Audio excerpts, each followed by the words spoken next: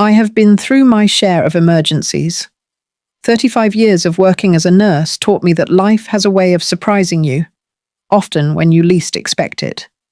Yet nothing, not the long nights in the ER, not the panicked families, not even the phone calls I received when my husband's health failed, could have prepared me for the sound of my phone ringing just past midnight on that cold February night. The shrill tone split through my sleep, and I fumbled for it, my heart already heavy with that strange dread you get when the world wakes you too suddenly. My brother's name glowed across the screen. His voice on the other end was frantic, cracked like brittle glass. "Ellen, help me. Please. They left me out here. I don't know what to do." For a moment, I thought I was dreaming. My younger brother Daniel, the man who'd always carried himself with a quiet strength despite life's hardships, was sobbing like a lost child. Before we continue, don't forget to like this video, subscribe to the channel, and turn on the bell icon, so you never miss a story like this one. "Daniel? Where are you?" I sat up so fast I nearly pulled the lamp off my nightstand. "What happened?" he stammered, coughing into the receiver. "I'm at a gas station, somewhere off Route 9, I think near Milford Junction. Ellen, it's freezing. He just drove off. I don't know how I'm supposed to get home." "He? Who?" My throat went dry. "Who left you?" There was a pause, long enough that I could hear his ragged breath and the wind howling through the phone. Finally, he whispered, "Your son-in-law, Adam." The words hit me like a blow to the chest. My daughter Claire's husband, the man who had sat at my table, toasted at family dinners, called me Ma, with that easy grin of his. My chest burned with disbelief. "Stay right where you are," I told Daniel. "Don't move an inch." "I'm coming." I threw on my coat, grabbed my keys, and barely remembered locking the door behind me. The night was black, starless, and the wind carried a sharpness that cut through even the thick wool of my scarf. My car coughed awake, headlights slicing through the cold mist that clung to the streets. The road stretched endlessly, mile after mile. Every marker I passed seemed to mock me with its slowness. My hands clenched the wheel so hard my knuckles whitened, and I found myself muttering prayers I hadn't said in years. When I finally pulled into the lonely gas station, the sight of him nearly broke me. Daniel was hunched against the side of the building, his thin jacket no match for the biting air. His lips were blue, his hair dusted with frost, and when his eyes met mine, they were glazed with something I had never seen in him before: shame and fear. "Ellen." His voice cracked as I rushed to him. I didn't know who else to call. I wrapped my arms around him, feeling the tremors running through his body. "You did the right thing," I whispered. "You're safe now." But even as I said it, a question tore at me. Why had my own son-in-law abandoned my brother in the middle of the night? What kind of cruelty could justify that? I helped Daniel into the car, cranked the heat, and pulled a blanket from the back seat over him. His teeth chattered as he tried to explain, but his words tumbled over themselves. "It wasn't supposed to go like that," he said. "He said I should keep my mouth shut. And when I didn't..." His voice trailed off into silence, as if he regretted saying even that much. I glanced at him, my stomach twisting. "Didn't what, Daniel? What is Adam hiding?" He turned his face toward the window, eyes wet, and refused to answer. The drive home was thick with silence, the kind that drowns out even the hum of the engine. I knew, deep in my bones, that this night was only the beginning. Something dangerous had crawled into my family, something that would demand answers, no matter how much it hurt to find them. As I pulled into my driveway and killed the engine, I looked at my brother, shivering beneath the blanket.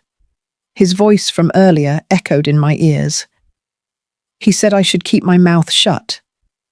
My hands tightened on the wheel. Adam had made a mistake, not just in abandoning Daniel, but in underestimating me. Because if he thought I would sit quietly while my daughter's life was tied to a man with secrets dark enough to leave someone stranded in the cold, he was wrong. Dead wrong. By the time I carried Daniel inside my house, the clock had just struck 2 in the morning. The night was still thick with silence, and the wind outside rattled against the windows as if it wanted to follow us in. Daniel stumbled slightly as we entered the living room, his legs stiff from the cold. I guided him toward the couch, spread another blanket over him, and hurried to put water on the stove for tea. Old habits from my nursing days surfaced. Assess breathing, check for frostbite, keep him warm and alert. But beneath those automatic motions, my mind churned with questions. "What happened out there, Daniel?" I asked, my voice steady, though my hands trembled slightly as I poured hot water into a mug. "Why would Adam leave you like that?" Daniel held the steaming mug with shaking hands, staring at it as though the answer might float up from the surface. He didn't meet my eyes. "It doesn't matter. I'm safe now. That's what matters. It matters to me." I pressed gently, lowering myself into the chair across from him. "You said Adam told you to keep your mouth shut." "Keep your mouth shut about what?" He shifted uncomfortably, eyes darting toward the window. "I shouldn't have called you. I should have... I don't know. I just panicked." "Panicked because your own brother-in-law left you stranded in the cold?" I leaned closer, my voice firmer now. "Daniel, I need you to tell me the truth. Whatever's going on, I can't protect you. I can't protect Claire. If you keep it to yourself." His lips pressed into a thin line. I could see the struggle written all over his face.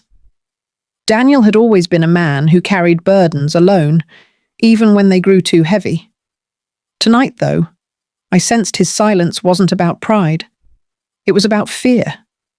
He finally whispered, "Ellen, it's not just about me.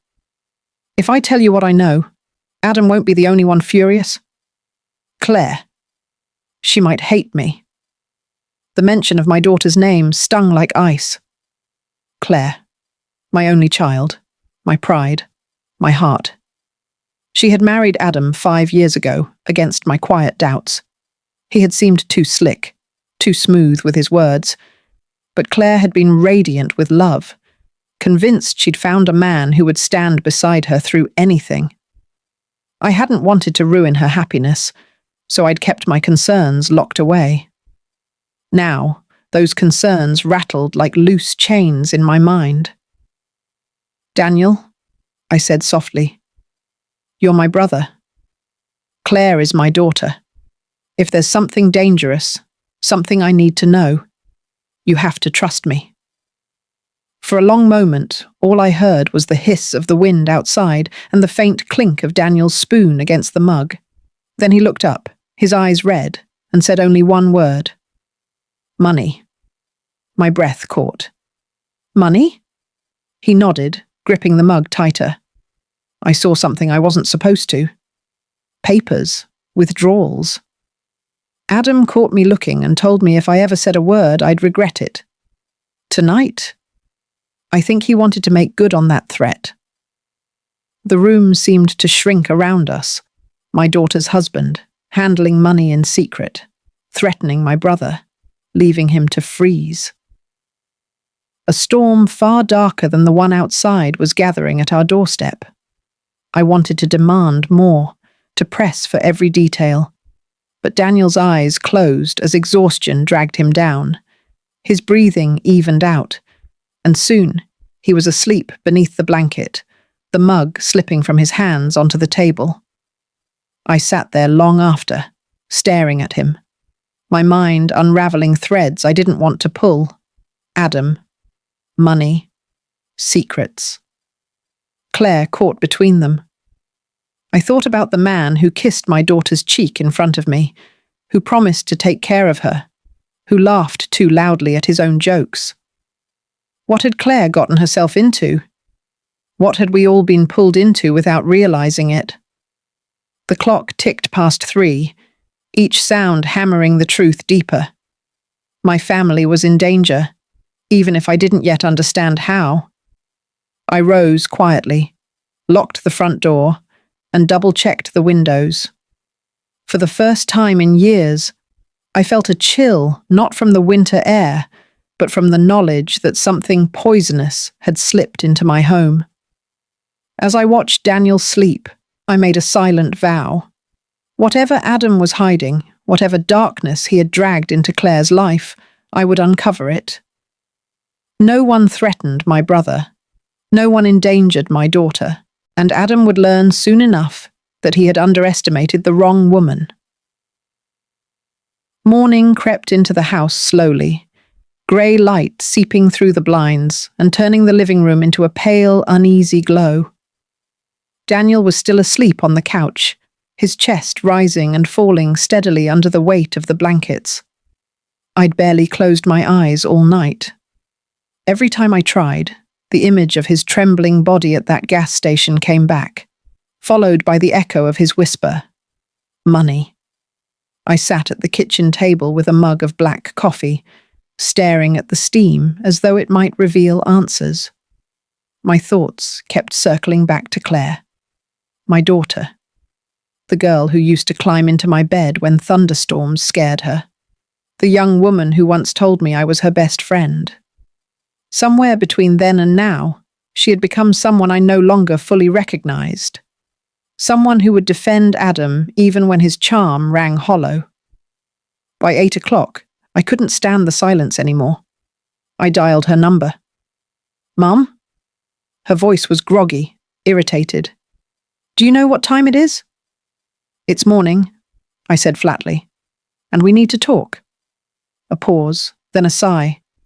"If this is about Adam coming home late last night, it's not about that." My tone hardened. "Claire, I picked Daniel up from a gas station at 2 in the morning. He said Adam left him there. Do you have any idea why?" Another pause, heavier this time. I could almost hear her heart racing through the phone. "Daniel's exaggerating," she said finally. "You know how dramatic he gets." "Dramatic?" My voice rose despite myself. "He was half frozen, Claire. He could have died out there." "Mum, please." Her voice wavered, but she tried to mask it with irritation. "You don't understand. Daniel shouldn't have been snooping. He causes trouble. Adam was just angry. He didn't mean to leave him for good. Didn't mean to." My hands tightened around the phone. "Claire, listen to yourself. This isn't forgetting to call someone back. He abandoned your uncle in the middle of the night. That's not a mistake. That's cruelty." Silence filled the line. I imagined her sitting in the kitchen of her own home, twisting her wedding ring the way she did when she was nervous. Finally, she whispered, "Mum, please. Just let it go. Let it go." I nearly dropped the phone. "Claire, there is something you're not telling me." "You sound scared." Her breath hitched, confirming my suspicion. "It's nothing. Adam he gets stressed, that's all." "No." My voice steadied, cold and clear. "This is more than stress." Daniel mentioned money. He said Adam warned him to stay quiet. What is Adam hiding? Her tone sharpened suddenly, defensive. "You're always looking for something wrong with him. Ever since we got married, you've been waiting for him to slip. Maybe Daniel's just confused. Maybe you both are." The words cut deep. But beneath her anger, I heard it. Fear. Fear not of me, but of what she knew and couldn't say. "Claire," I said softly, letting the hurt bleed into my tone, "I've never wanted to be against you. You're my daughter. I would stand in front of a train for you. But right now, I need you to be honest with me. Because if you keep letting Adam's secrets bury you, one day there won't be a way out." Her silence stretched so long, I thought she'd hung up. When she finally spoke, her voice was raw. "I can't, Mom. If I tell you, everything falls apart," my stomach twisted. "Claire, listen to me. Things are already falling apart. You just don't see the pieces yet." Before I could say more, she whispered, "I love you, Mum," and ended the call. I sat frozen, phone pressed to my ear, staring at nothing. My daughter had just given me the clearest sign yet. She was trapped in something bigger than she could admit. And Adam was holding the strings. Behind me, Daniel stirred and sat up, rubbing his eyes. Was that Claire? Yes. My voice cracked, then hardened. And she's lying to protect him. Daniel's gaze dropped, guilt flashing across his face. Then it's worse than I thought. The cold certainty settled in me like a stone. Whatever Adam was hiding wasn't just about money. It was about control, fear, and the slow destruction of the family I'd spent a lifetime protecting. And now, Claire was caught in the middle, too afraid to speak, too loyal to break free. But I wasn't afraid. If she couldn't pull herself out of Adam's shadow, then I would drag him into the light myself. I hadn't planned on seeing Adam that morning, but fate had a cruel sense of humour. Around 10 o'clock, a sharp knock rattled my front door. Daniel was still half asleep in the living room, so I rose quietly and pulled the door open. And there he stood. Adam, my son-in-law. The man who had stood beside my daughter at the altar, smiling like he was the answer to every prayer. He looked the same as always. Neatly pressed coat, hair slicked just enough to look effortless, smile already plastered across his face like a shield. But behind that smile, I saw something different this time. Calculation. "Morning, Ma," he said, voice warm, casual, as though he hadn't left my brother to freeze on a roadside only hours ago. "I hear you had a late-night adventure." I felt my pulse thrum hard in my throat. "Come in." He stepped inside with practiced ease, glancing around my home as though he were inspecting it. He always did that.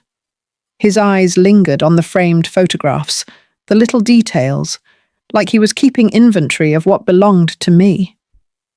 Daniel stirred on the couch. When his eyes landed on Adam, he tensed, pulling the blanket closer. Adam only gave him a sharp, fleeting glance before turning back to me with that same counterfeit smile. "I was just checking in," Adam said smoothly. "Claire told me you were worried after last night." But Daniel and I had a misunderstanding, that's all. He gets worked up, I repeated, my voice calm but heavy. "Is that what you call being abandoned in the freezing cold?" His smile faltered for only a moment before returning, brighter. "I didn't abandon him, Ma." I stepped away to cool off, and he overreacted. "I'd never leave family in danger. You know me better than that." That last line landed like a blade. "You know me better than that." It wasn't a reassurance. It was a dare. I studied him, really studied him, the way I used to study patients who swore they weren't in pain while their bodies told a different story. His jaw was too tight. His hands, stuffed casually in his pockets, shifted restlessly. And his eyes, they darted toward Daniel, then back to me, sharp and watchful. "Why don't you tell me what the argument was about?" I asked evenly. Adam chuckled, rubbing the back of his neck. "It's silly, really. Daniel misunderstood some things. Private things. I don't want to drag you into it. You've got enough to worry about." My brother made a sound from the couch, something between a scoff and a bitter laugh. Adam's eyes flicked toward him, and for a second, the smile slipped completely. His expression hardened, jaw clenching tight, before he smoothed it back over. I caught it. That flash of anger, sharp as lightning. "Private things," I repeated, leaning against the doorframe. "Things involving money?" Adam froze for half a breath, then laughed lightly. "Daniel's been talking too much. Look, Ma, I'm doing everything I can to support Claire. Times are tough. I take on extra responsibilities. Sometimes that gets complicated. But it's all for the family. All for the family." He said it with such rehearsed conviction that I almost believed him. Almost. I folded my arms. If it's for the family, then why is my daughter afraid to speak to me? That broke his rhythm. For the first time since he walked in, his charm faltered and his eyes darkened. "She isn't afraid," he said quickly. "She's just tired of feeling like you don't trust me. She told me about your call this morning, so Claire had already confided in him." My chest ached. She was slipping further into his grip than I realized. Adam leaned closer, lowering his voice into something almost intimate.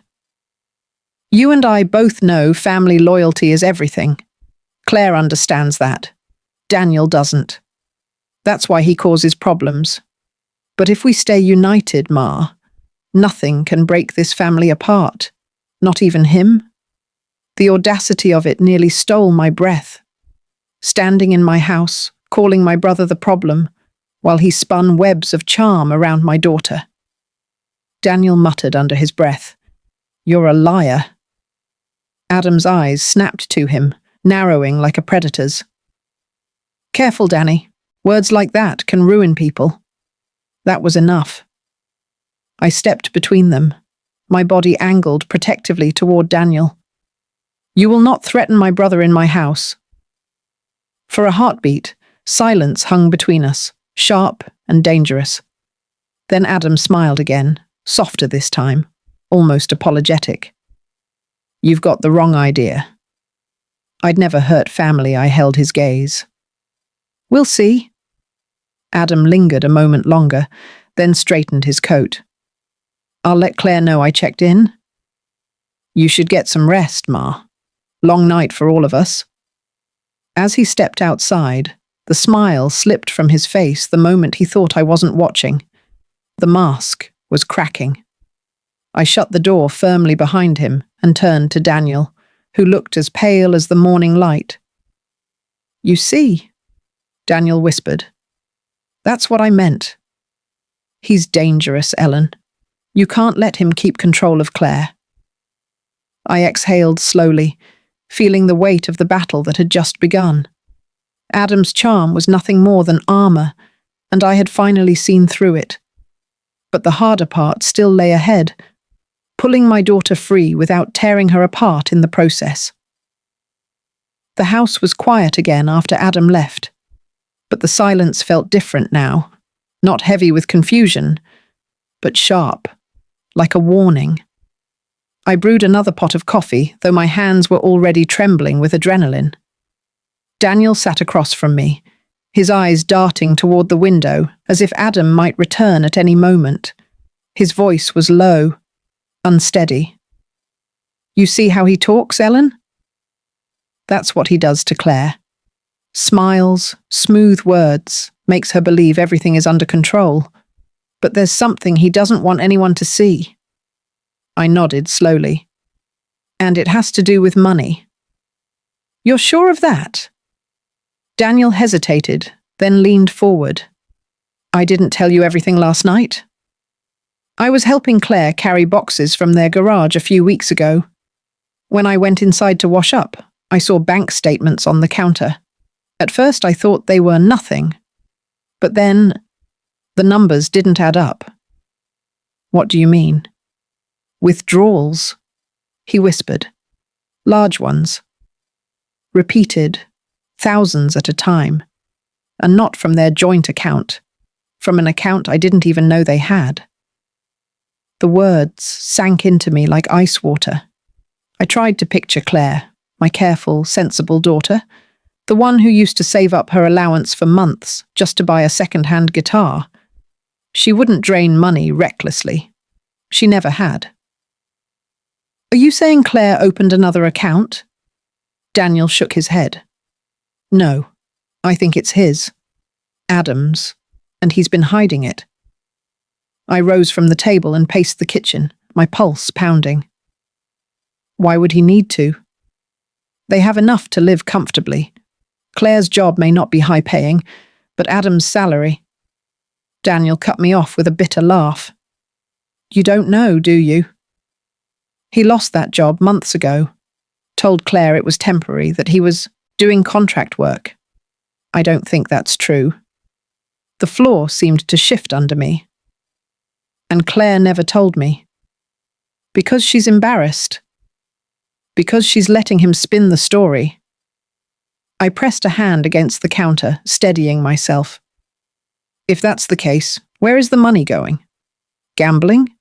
Drugs? Daniel's silence was answer enough. I turned toward the living room, where the old desk still stood against the wall. It had been my husband's once, and after he passed, I kept it mostly untouched. But last Thanksgiving, Claire had borrowed it for some paperwork. She had brought Adam along. I remembered the way Adam lingered there longer than necessary, sifting through papers, even pulling open drawers he had no business touching. My gut told me to check. I crossed the room, pulled open the bottom drawer, and froze. There, shoved behind old envelopes, were bank statements I hadn't seen before. My name wasn't on them. Neither was Claire's. They were Adam's, and Daniel was right. The numbers told a story that made my stomach churn. Withdrawal after withdrawal, each in amounts just small enough to avoid drawing automatic scrutiny, but large enough to add up. 10,000 here, 5,000 there. Over the last year, nearly $70,000 had bled out of that account. And then there was something else. Payments to names I didn't recognize. Short, cryptic entries like Stonebridge LLC and Everline Consulting. My hands shook as I traced the ink. Shell companies, maybe. Or worse. Daniel appeared at my shoulder, his face pale. That's what I saw. That's why he warned me. My breath came shallow. This wasn't stress. This wasn't a misunderstanding. Adam was funneling money somewhere, and my daughter was living beside him, blind to it all. I lowered the papers slowly, the weight of them heavier than stone. He's bleeding them dry, I whispered. Daniel's eyes were wide, haunted. And if Claire finds out too late, she'll be ruined with him. A hot rage burned through my chest. My daughter's future was being dragged into the shadows, stolen right under her nose, and Adam thought he could smile his way through it. Not anymore. I folded the statements, slid them into an envelope, and pressed it flat against my chest. We keep these safe. They're proof, Daniel frowned. Proof for who? For Claire, I said firmly. When the time comes, she's going to need to see the truth with her own eyes. Daniel's voice dropped, almost a whisper. And if she refuses to believe it? I looked out the window, where the sky was already darkening with the promise of another storm. My reflection stared back at me, lined with age, but hard with resolve. Then she'll learn the hard way, I said. But either way, Adam's lies won't last much longer. By late afternoon, I couldn't keep the truth locked inside me any longer.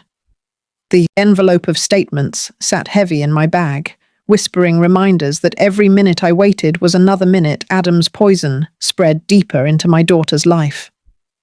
Daniel urged caution. Ellen? If you go to her too fast, she'll think you're attacking him. She'll take his side.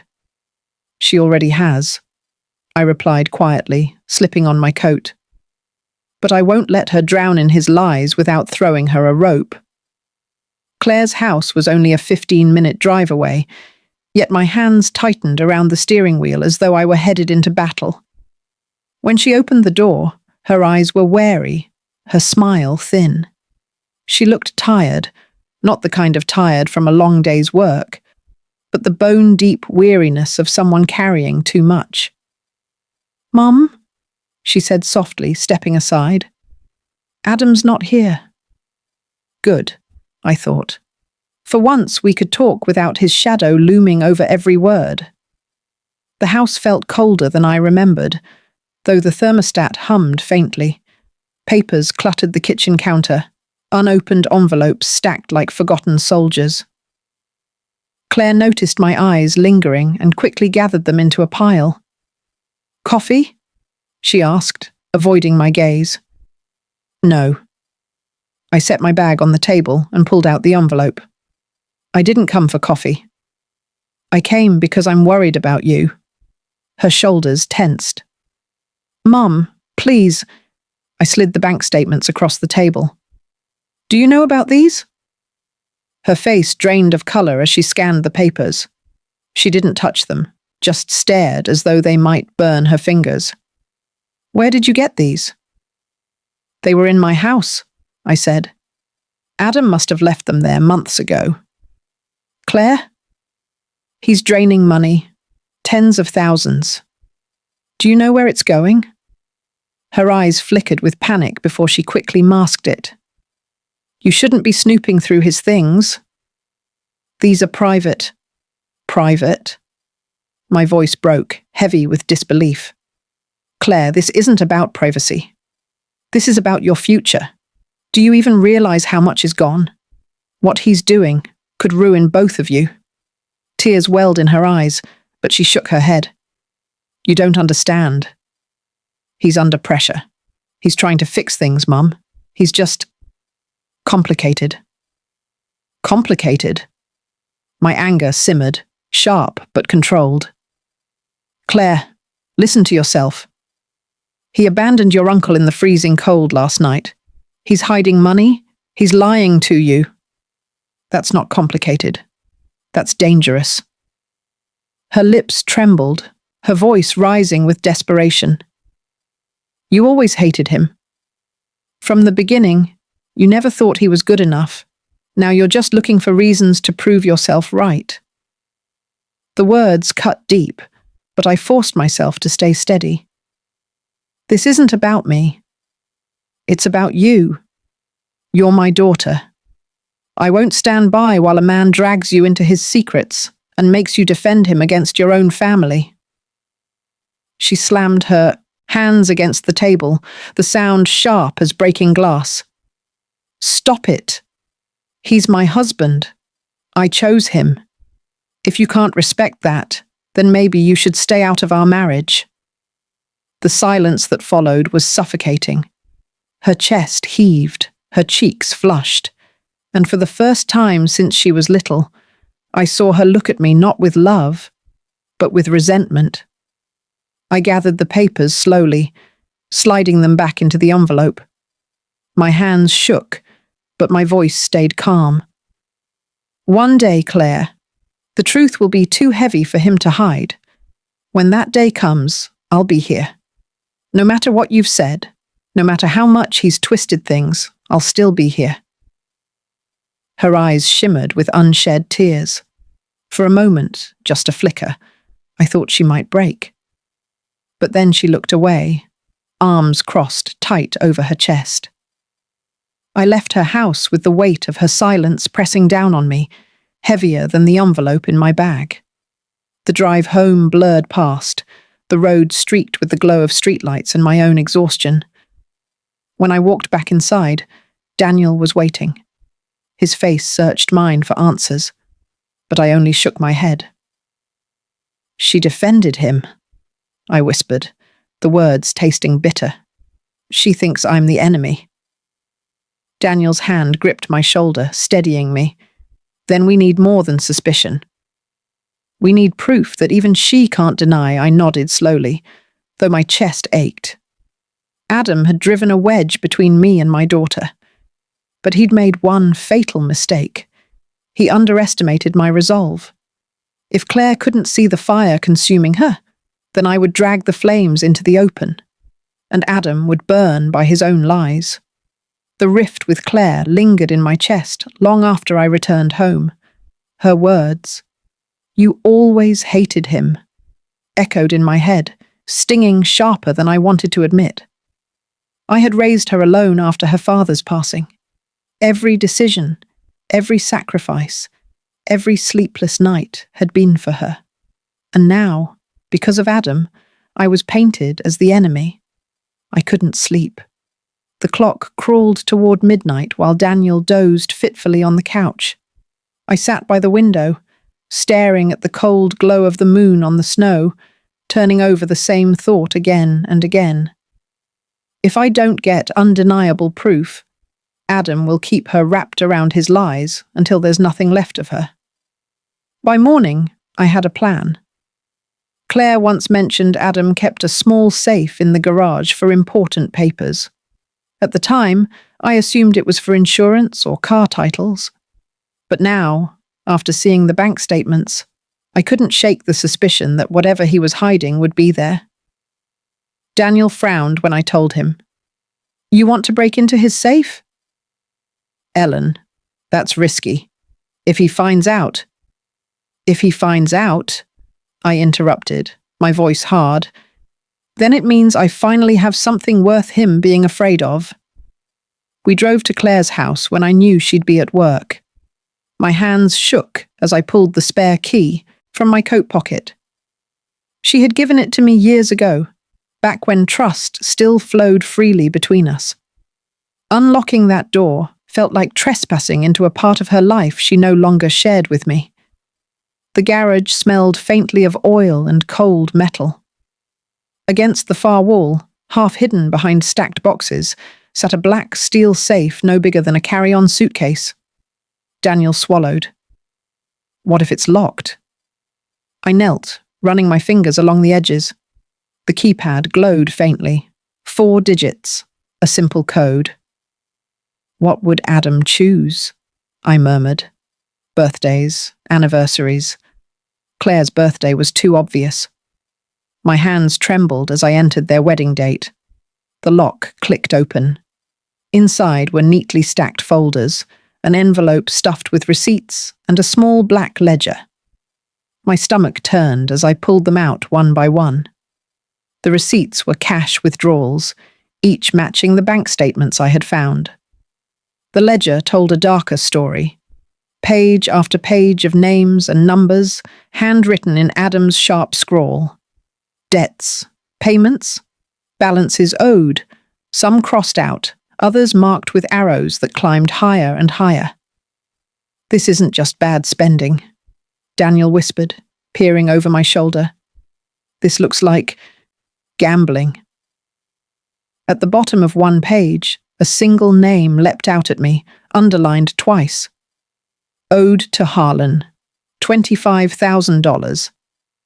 I didn't know who Harlan was, but the way it was written, urgent, almost panicked, chilled me. This wasn't just about money anymore. Adam was tied to someone who wanted that debt collected. I slid the ledger back into the safe, my pulse hammering. I kept the copies of the receipts and a handful of pages I could prove were his handwriting. My hands shook as I shoved them into the envelope hidden in my coat. We locked the safe again, returned everything as we'd found it. But as I stepped back, I caught sight of another envelope, taped to the underside of the safe's lid. My heart pounded as I tore it free. Inside were photographs, grainy, poorly lit, but unmistakable. Adam at a poker table, stacks of chips piled in front of him, a glass of whiskey half drained. In one, his expression wasn't charming or controlled. It was desperate, sweaty, the look of a man clawing for survival. I shoved the photos into my coat. My throat was dry, my body buzzing with adrenaline. Daniel's voice was urgent. "We have enough, Ellen. We need to go." I nodded, locking the garage door behind us. As I slid into the driver's seat, my hands wouldn't stop trembling. Proof, real proof. Claire couldn't ignore this. But as I started the car, a thought struck me cold. Adam would know someone had been in that safe. He would know the walls were closing in. And men like Adam didn't go down quietly.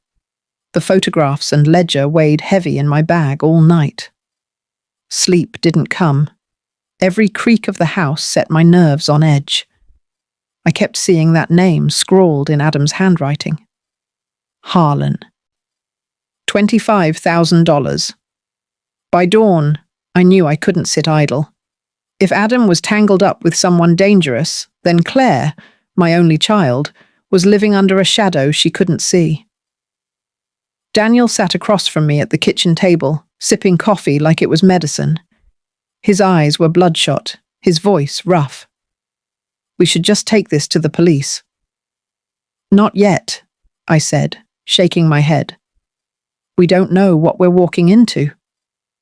If I go to the police now and Adam catches wind, he'll twist it into me meddling again.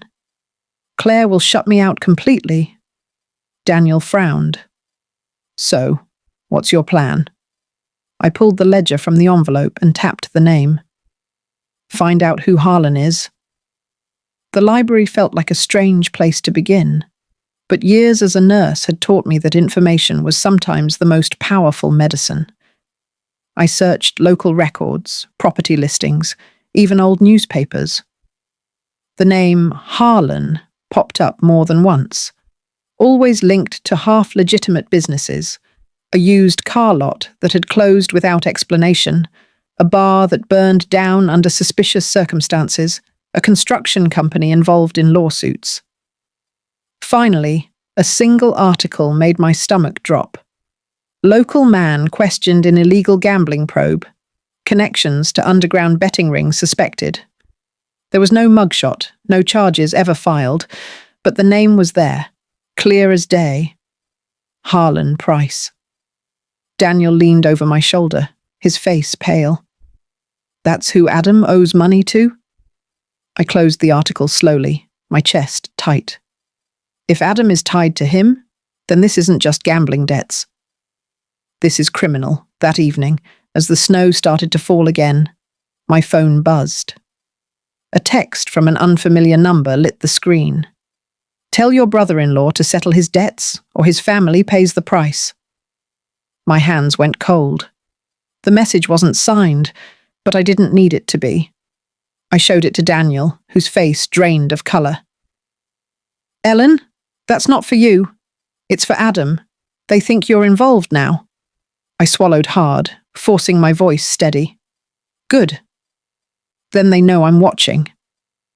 But deep down, fear coiled in my gut. This wasn't just about Adam's lies anymore. It was about safety. Claire's safety. Daniel's. Mine. The next day, I went to see Claire again.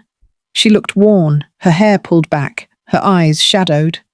Adam wasn't home. Thank God. Mum, I don't want to fight, she whispered as soon as I stepped inside. Neither do I said softly, setting the envelope on the table. But you need to see this. Her hands trembled as she pulled out the photographs.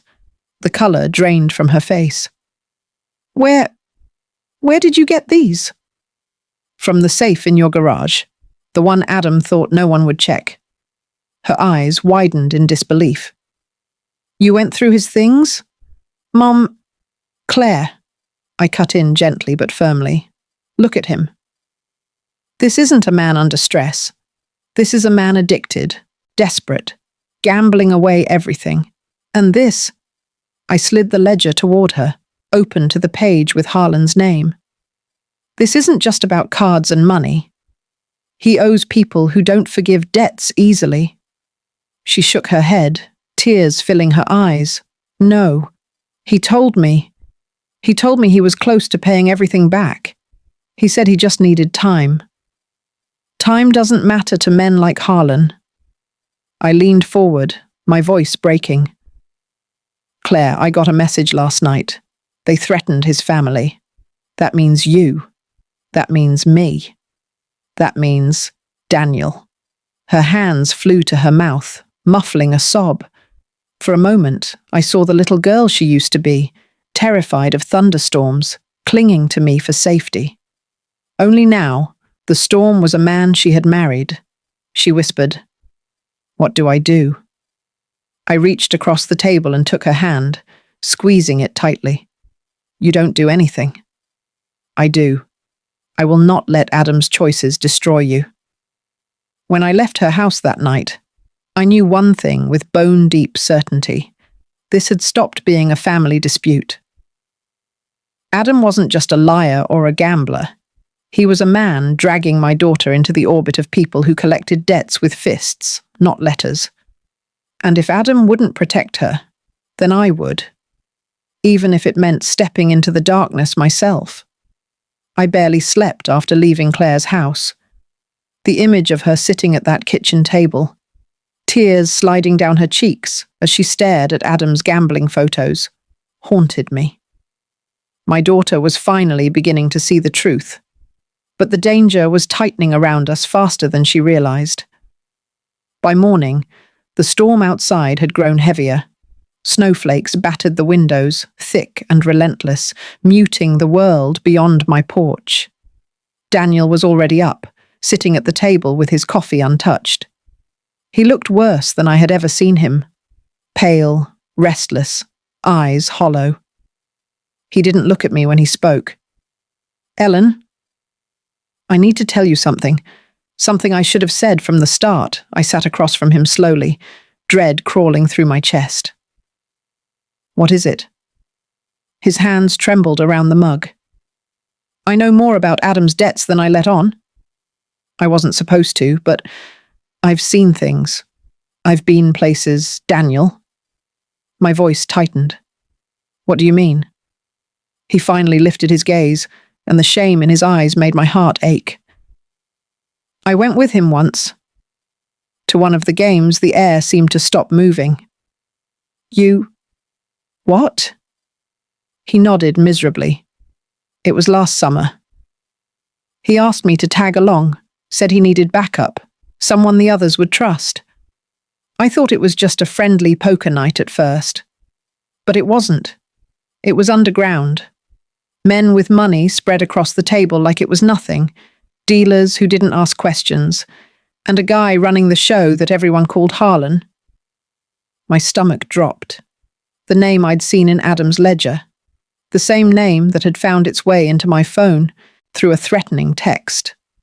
Daniel rubbed his temples. The whole night, Adam played like his life depended on it. At first, he was winning. Big stacks in front of him. But then, it turned. He lost hand after hand. I've never seen someone unravel so fast. By the end, he owed Harlan more than $20,000. That's when I realized this wasn't just cards. This was blood money. The kind people break bones over if you don't pay. I gripped the edge of the table. "Why didn't you tell me?" He winced, guilt plain on his face. "Because I thought maybe he'd fix it. He promised me he'd settle up, that he just needed time. And I was scared, Ellen.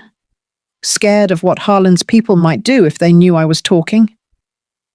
His voice cracked, and for the first time, I saw not just shame, but fear. Real, bone-deep fear. "You should have told me the moment you saw," I said, my voice trembling with anger and hurt. "Claire could have been saved months ago from this hell." "I know," he whispered, "but it's worse than that. Adam didn't just owe Harlan. He made side deals with others, promises he couldn't keep. And now, every time I close my eyes, I hear what they said that night. Family pays if the man can't." The kitchen went silent, except for the steady hum of the fridge. My heart thudded painfully against my ribs. This wasn't paranoia. This wasn't suspicion. Adam had dragged our entire family into the line of fire. Daniel's hands covered his face. I should have spoken sooner. I thought I could shield you, shield Claire, by keeping quiet. But it's eating me alive. And last night, when you showed me that text, I knew it was already too late. We're in it now. I stared at my brother, feeling the ground tilt beneath me. For so long, I'd believed his call for help was the beginning. But now I understood. It was only the tip of something much darker. I leaned forward, my voice steady, even as fear pulsed through me. Daniel, listen to me. We're not victims in this, not anymore. Adam may have made these choices, but if he thinks he can gamble away his life and let my daughter and my family pay the price, then he's about to learn exactly who he's dealing with. Daniel swallowed hard. What are you going to do? I looked toward the snowstorm raging outside, the world cloaked in white silence, and felt a cold resolve settle in my chest. I'm going to confront him. Not as a mother-in-law, not as some woman he thinks he can charm. I'm going to confront him as the one person he underestimated, and that will be his mistake. The storm outside had quieted by evening, but inside me, a storm raged harder than ever. I could no longer wait for Adam to slip up. He had already dragged my daughter into lies, drained money, and entangled us with men who made their living off other people's fear. Enough was enough. Daniel begged me to be careful. He's unpredictable. Ellen? Men like him? When they feel cornered, they lash out. I knew he was right, but I also knew I couldn't sit another night watching my daughter defend a man who might destroy her. So I picked up the phone and called Claire. Have Adam home tonight, I told her. I'm coming over. This ends now. Her voice was tight, hesitant. Mum, please don't. I'm not asking Claire. I'm telling you, I'm not afraid of him. Their house was dimly lit when I pulled into the driveway. The sight of Claire's car parked beside Adam's slick black sedan made my stomach twist. I paused on the porch, steadying my breath. I had walked into operating rooms knowing lives hung in the balance. Tonight felt no different. Claire opened the door before I knocked. Her eyes were red, her hands wringing a dish towel. He's in the living room, she whispered. He's been drinking. That explained the heaviness in the air before I even stepped inside. The smell of whiskey clung to the walls. Adam sat on the couch, leaning back like a king in his throne, glass in hand, smile stretched thin. Well, well, he drawled, voice slurred, but still sharp.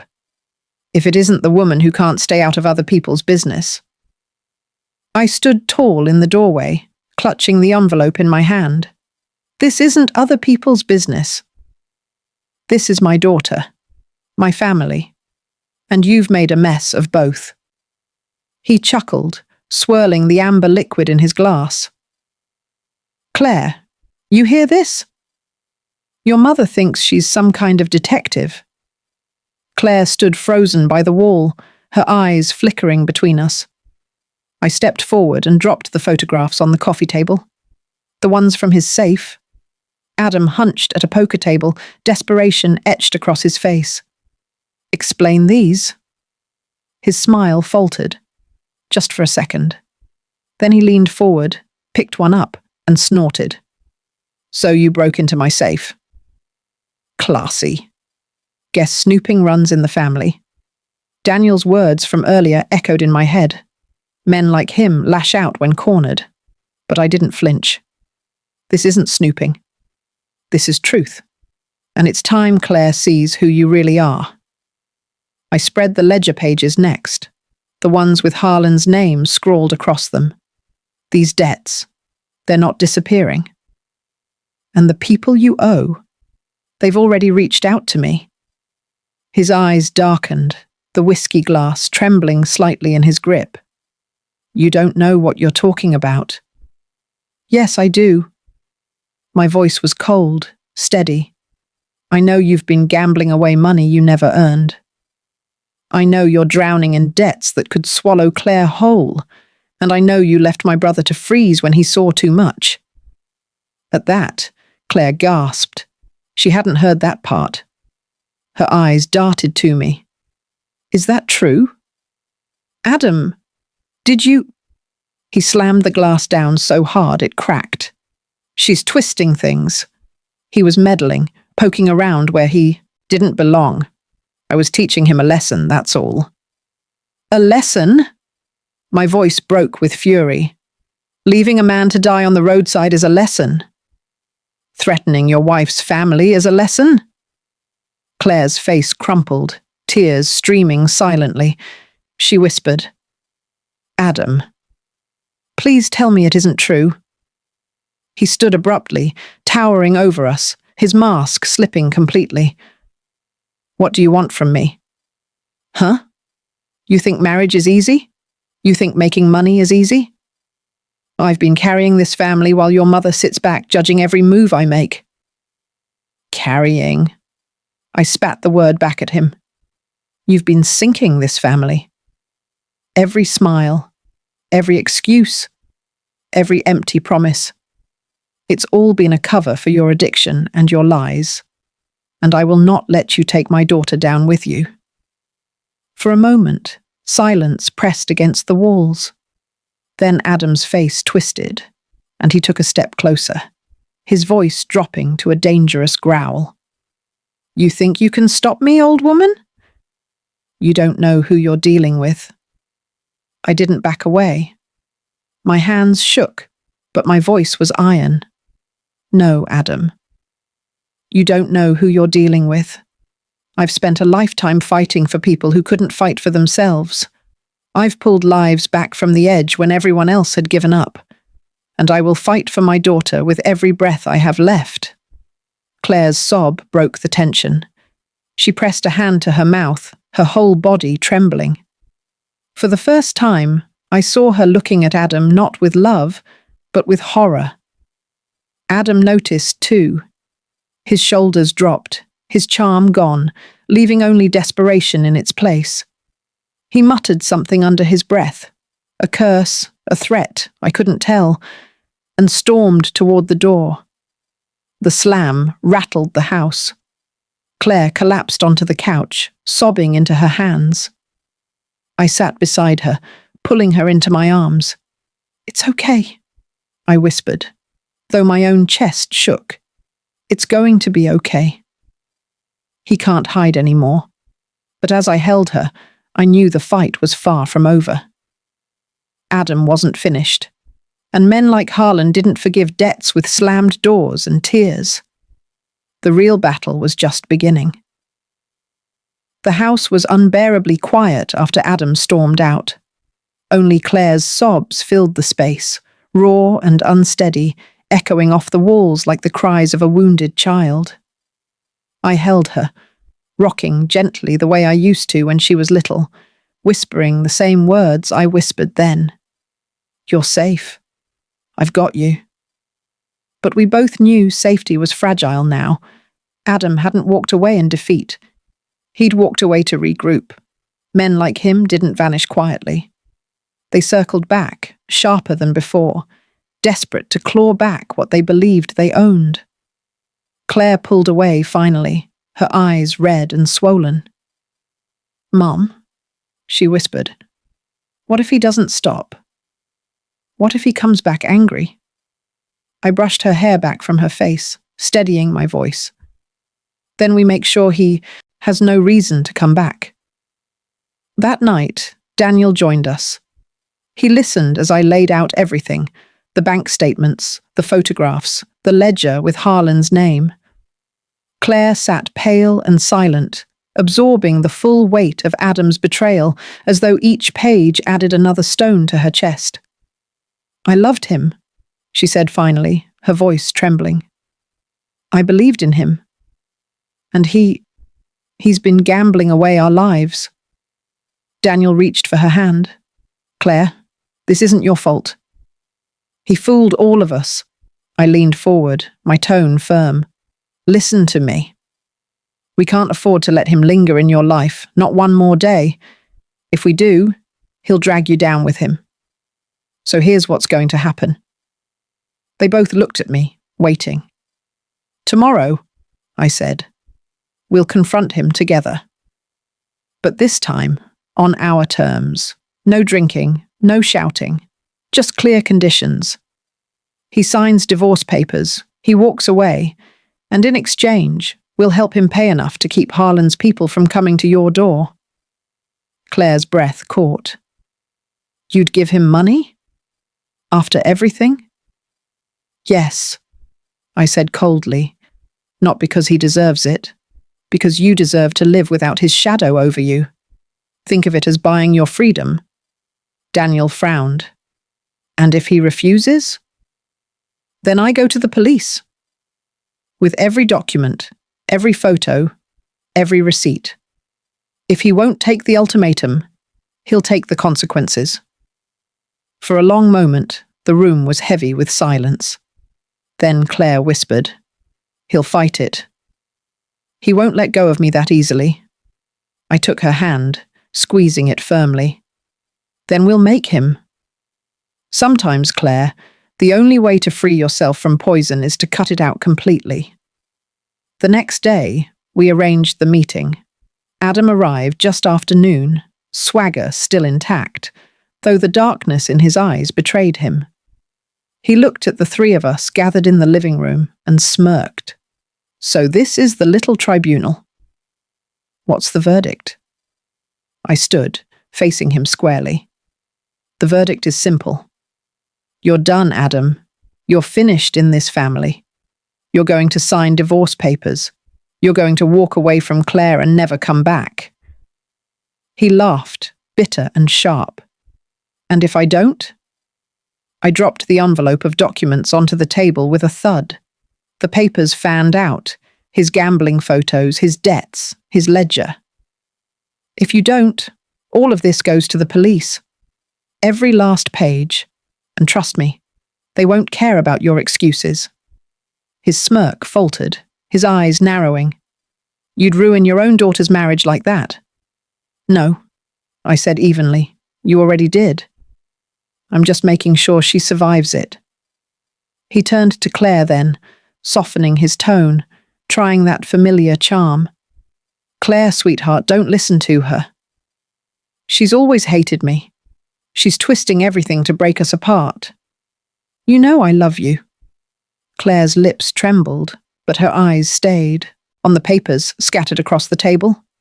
Slowly, she shook her head. You don't love me, Adam. You love the game. You love the lies.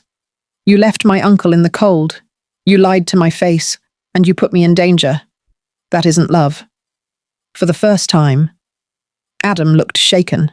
His mask cracked, revealing the desperation underneath. So what? You'll throw away everything we built? Over a few mistakes? Not mistakes, I said sharply. Choices. And choices have consequences. Here's yours. Sign, take the money, and walk away. Or refuse, and watch everything come crashing down. The room fell silent, heavy with the weight of the ultimatum. Adam's jaw tightened, his fists clenching, but I could see the truth settling in his eyes. He had been cornered, and this time, there was no way out without losing.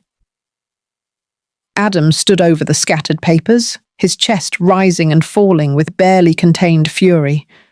The room was so tense I could hear Claire's shallow breathing, Daniel's nervous shifting, even the faint tick of the clock on the wall. For a long moment, Adam didn't speak. Then, with a sudden laugh, sharp and jagged, he said, You think you've won? You think a few papers and empty threats are going to scare me off? His voice rose with each word, the charm completely gone, replaced by something feral. I've held this family together. You'd be nothing without me. I didn't move. My voice was steady, deliberate. You've held this family hostage, Adam.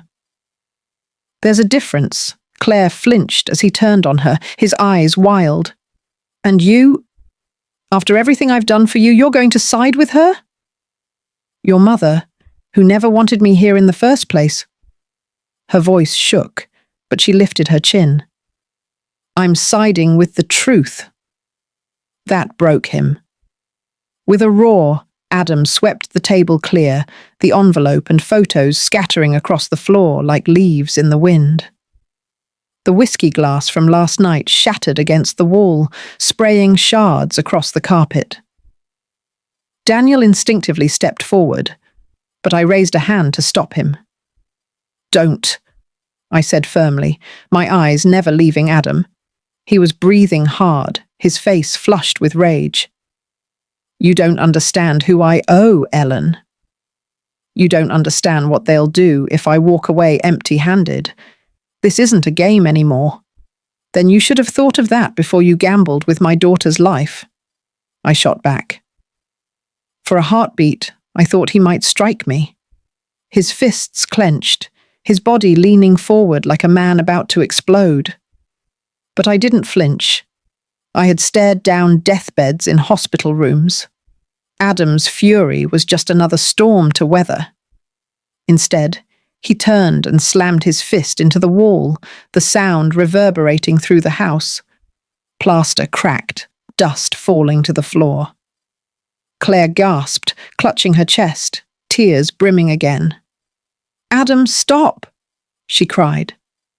"This isn't you."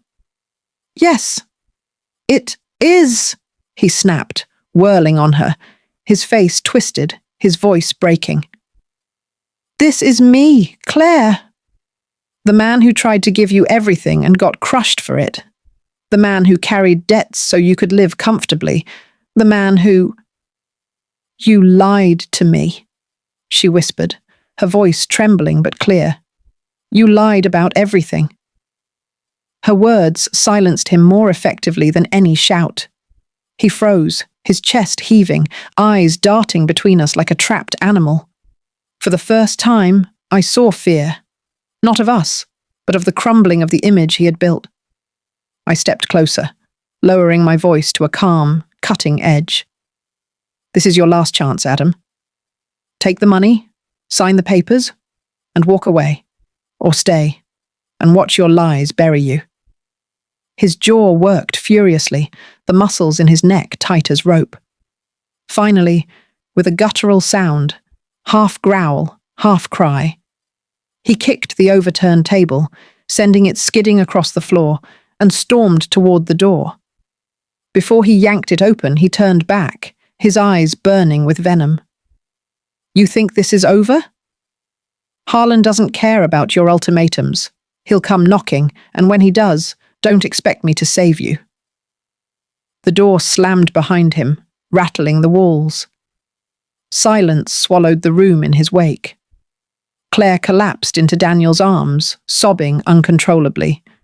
My legs trembled, but I forced myself to remain standing.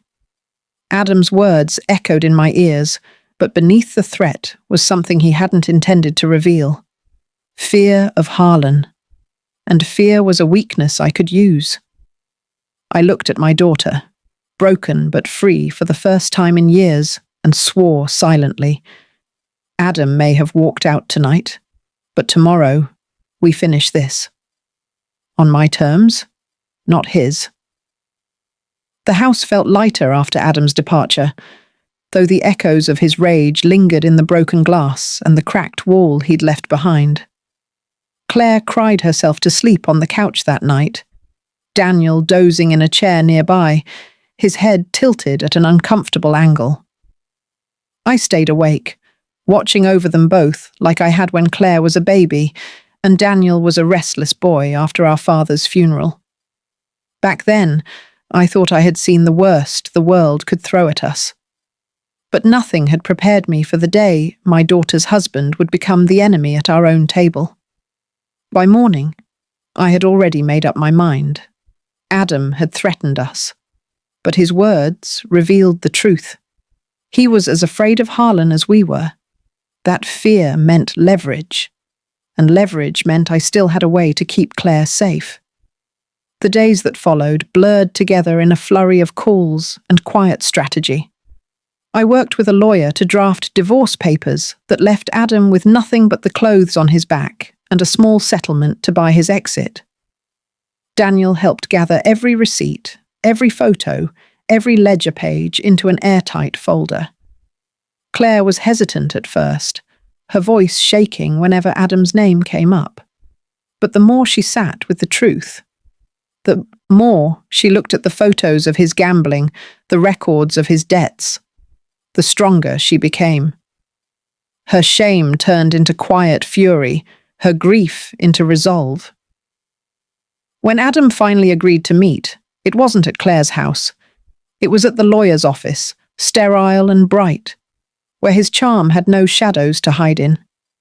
He signed the papers, jaw clenched so tight the pen nearly snapped in his hand. He tried one last time to look at Claire, to pull her back with soft words and half-promises. But she only looked down, silent, steady, her hand resting on mine. When he walked out of that office, I knew he was gone for good. The shadow of Harlan still loomed, but in the weeks that followed, the storm passed quieter than I expected. Adam had clearly taken the settlement and used it to buy his silence. I didn't care what deals he made or what debts he still carried. He was no longer our problem. Claire moved back into her childhood bedroom for a while. At night, I heard her pacing, sometimes crying, sometimes just breathing hard, as if she were trying to find herself again.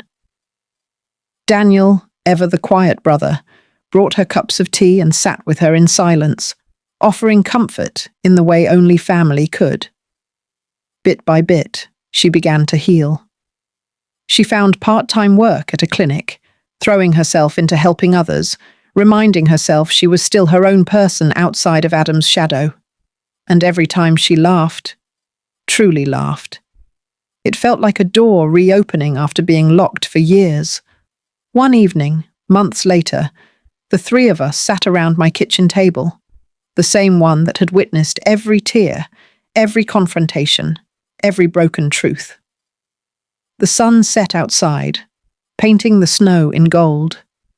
Claire sipped her tea and said softly, "I used to think love meant loyalty no matter what. But love without truth, it's just chains." I reached across the table and squeezed her hand. "You're free now, sweetheart." And freedom is worth more than any promise Adam ever gave. Daniel nodded, his voice low but firm. "And you're not alone. Not anymore." For the first time in months, Claire smiled. Not the forced smile she'd worn beside Adam, but one that reached her eyes. That night, as I lay in bed, I thought about everything we had survived. Secrets, debts, threats, manipulation. But beneath it all was a lesson that settled deep in my bones. You cannot protect the people you love by hiding from the truth. Lies rot families from the inside. Only truth, sharp, painful, undeniable, can burn away the poison and leave space for healing. Adam had underestimated me, underestimated all of us. He thought fear would silence us, that charm would blind us. But in the end, it was his own lies that undid him. And as I drifted into sleep, I felt something I hadn't in a long time. Peace. Not because everything was perfect, but because finally we were free.